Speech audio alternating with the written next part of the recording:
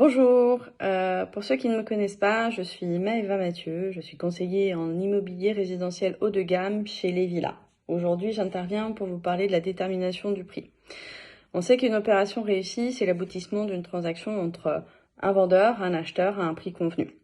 Aussi, la détermination du prix est une étape cruciale, c'est un élément clé, déclencheur du processus.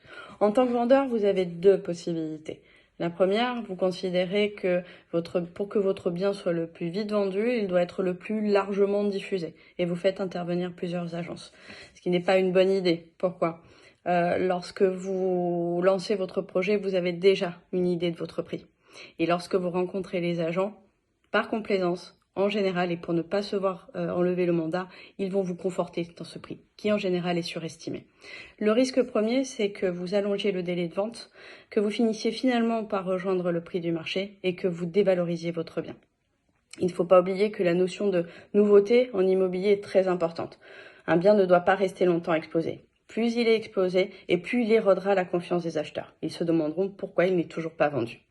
Surestimer aussi avec une hypothétique marge de négociation n'est pas une bonne stratégie. Les acheteurs ont changé.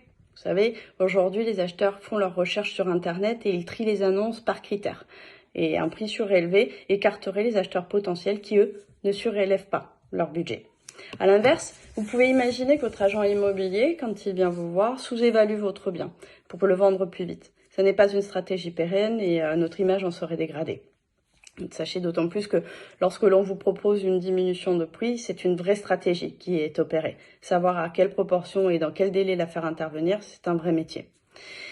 Il peut y avoir aussi dans l'esprit du vendeur une confusion sur le prix. Et oui, parce que lorsque vous multipliez les intervenants, vous avez différents prix, mais vous surtout, vous partez sur le prix net vendeur que vous souhaitez obtenir et non pas sur le prix qui sera affiché en agence. Eh bien, c'est pareil pour l'acheteur. Puis il va trouver de biens différents et puis il sera en droit de se poser la question sur la vraie valeur de votre maison. Donc ça le dégrade à nouveau.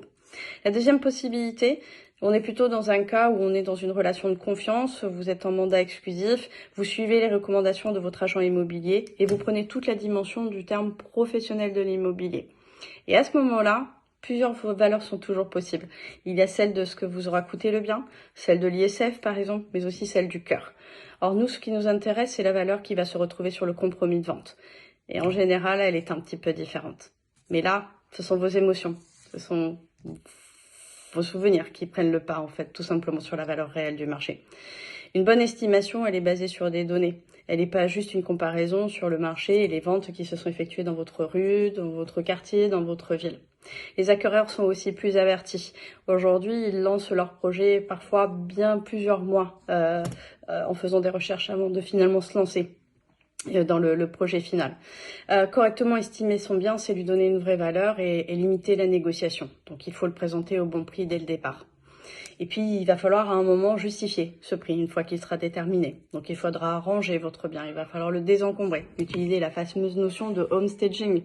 Et puis, pour le reste, eh bien, nous, on s'occupera de tout faire, c'est-à-dire les photos professionnelles, la description qualitative de votre bien, les visites virtuelles, un véritable plan marketing. Alors, n'oubliez pas, mal définir son prix de vente, c'est limiter le nombre de contacts, limiter le nombre de visites, c'est faire recevoir des propositions à la baisse et des négociations de travaux. Alors, faites-nous confiance et venez nous voir chez Les Villas.